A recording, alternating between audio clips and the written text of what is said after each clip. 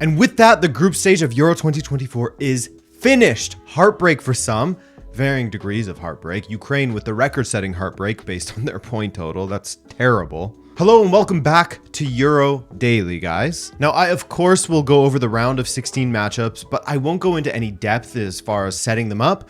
Over the next 48 hours or so, I will release a full round of 16 preview video covering every matchup, and of course we'll provide a prediction in there for you prediction perverts. Let's get into this, starting over in Group E.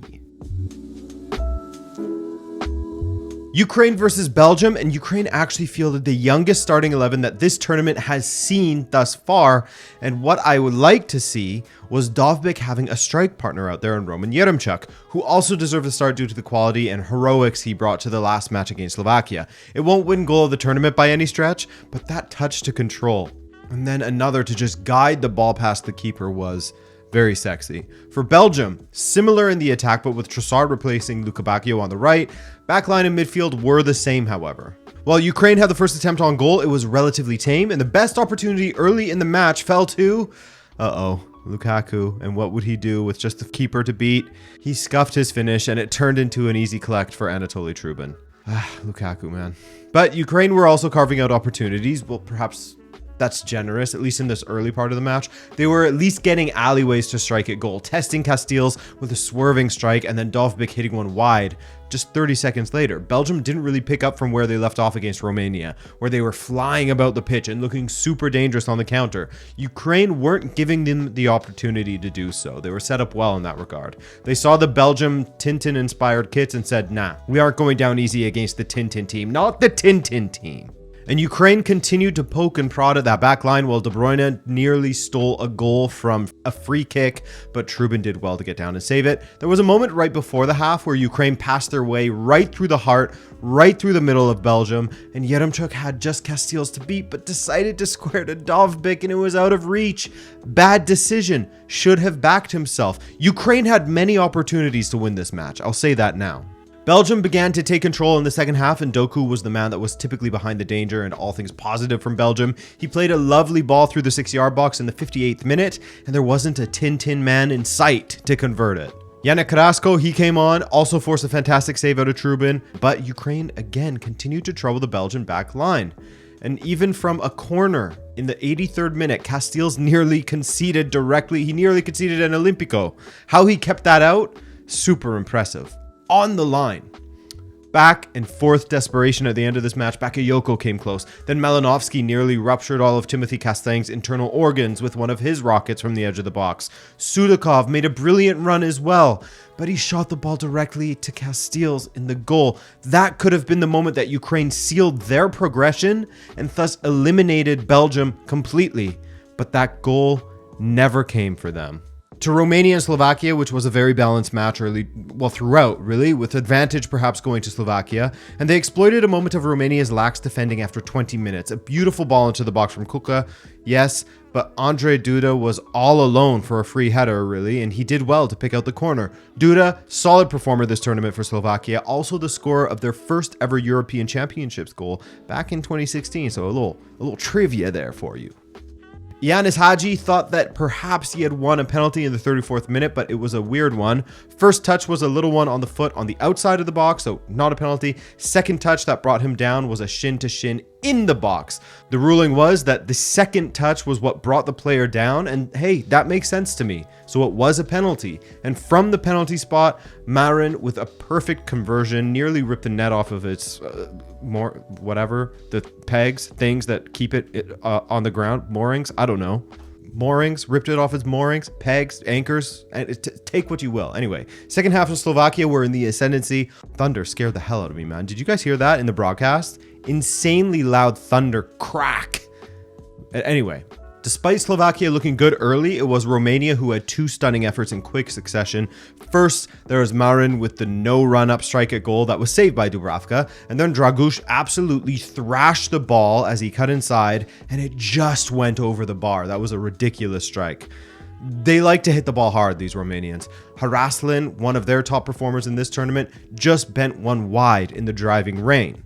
But back and forth they would go. The match ended at 1-1, and so what did that mean for the standings? Same amount of points for all 4 teams, and in spite of that, it's Ukraine who are eliminated thanks to that 3-0 loss to Romania in the first game. Slovakia are through in 3rd, Belgium 2nd, Romania in 1st. Heartbreak for Ukraine, man. I feel for them. First time any team has gone out with 4 points in this sort of 3rd place format that UEFA brought in 2016 for the Euros. Turkey versus Czechia, and Turkey were certainly helped out by Czechia attacker Antonin Barak, who got himself sent off after just 20 minutes, thanks to 2 yellows in that time span. Really silly stuff from the guy, putting his country in such a precarious and difficult position right away. Sometimes I almost feel like that's worse, getting the 2 yellows in quick succession than the red, because red, you make 1 mistake, 2 yellows, that's 2 dummy mistakes in quick succession. Czechia did manage to hang on in the first half as Turkey really struggled to generate good opportunities, even after Barak was sent off. In fact, the best opportunities in the first half still fell to Czechia, as Turkey never really looked settled. That could be because Montella keeps changing their lineup all the time. Now, in the second half, Turkey were improved, but again, when it comes to the actual threatening opportunities, I would still give Czechia the edge for much of the half, until we got toward the end of it, at least. However, the goal of the match was undoubtedly scored by Turkey, with Hakan Çalhanoğlu putting on a how to strike the ball clinic with that hit, put his laces through it, playing in the stadium he used to call home, and put Turkey ahead, finally. However, Czechia weren't dead yet. They made it interesting. Down a man, having to defend a ton against Turkey, they managed to get an equalizer through their captain, Thomas Susek, which was a scrambly one. Turkey thought that their keeper had control of the ball, clear that he didn't upon reviewing everything. Good goal. 1-1 at that point. Scary. I think if you're Turkish overall, you're disappointed with the performance, as it did not look as if Turkey had an advantage on the pitch. Over 70 minutes, a man up.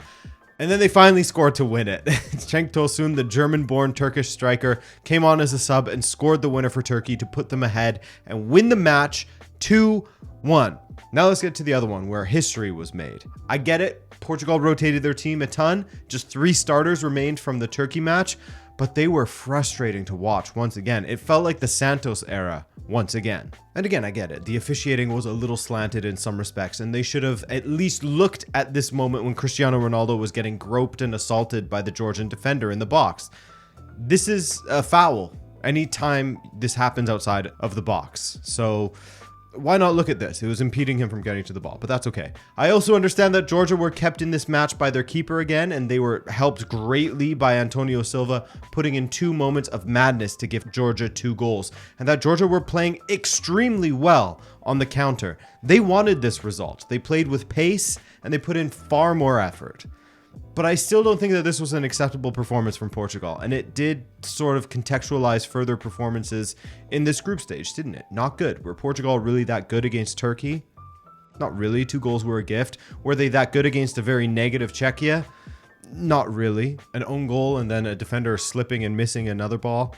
And so when you mix all of that, along with Georgia playing fantastic stuff and a referee that wasn't so into the Portuguese players, this was the result. You had Antonio Silva giving Georgia the ball early, allowing them to counter against 2 defenders, and Kvaratskhelia got his first goal of this tournament. Lovely finish from him, low past Diogo Costa. That's an incredible way to start the match. Portugal took about 25 minutes to settle in this one, and once they did, they began getting some chance against a strong Georgian defense. 11 attempts in the first half, not all of them that dangerous, but Mamardashvili had the answer to the other ones. In the second half, Portugal had their chances, and they either failed to take them or Mamardashvili took them from them. The save he made on Dalot in the second half, twice actually.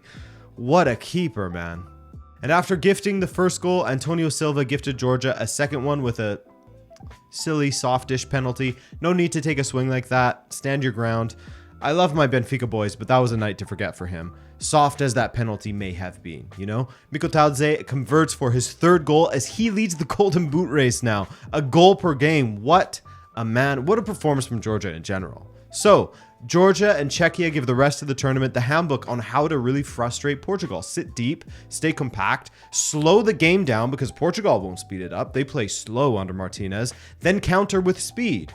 For Georgia, playing in their first Euro, they make it out of the group stage, and how? To gain their place in the round of 16 by not just getting a result against Portugal, like a draw or something, but beating them 2-0. That's got to be the result of the tournament thus far, right? Portugal's poor form and rotated lineup is irrelevant in that scope. These guys weren't supposed to make it out of this group, and they thoroughly deserve to. The only team they beat in qualifying was Cyprus. They got here by beating Luxembourg and then Greece in a shootout. So, Group F concludes with Portugal in first despite not looking great in this tournament thus far, Turkey in second, and Georgia in third. Czechia, they're out. And now, we can look at the full list of round of 16 matchups. Spain will take on Georgia, Germany versus Denmark, Portugal versus Slovenia, and France versus Belgium. That's one side of the bracket. Now here's the other. Romania versus the Netherlands, Austria versus Turkey, England versus Slovakia, and Switzerland versus Italy. So there you have it. As I mentioned, the in-depth preview will be out either Thursday or Friday, depending on how much I yap in it. And I'll take one of those days off to relax and see friends if I have any left. Cool?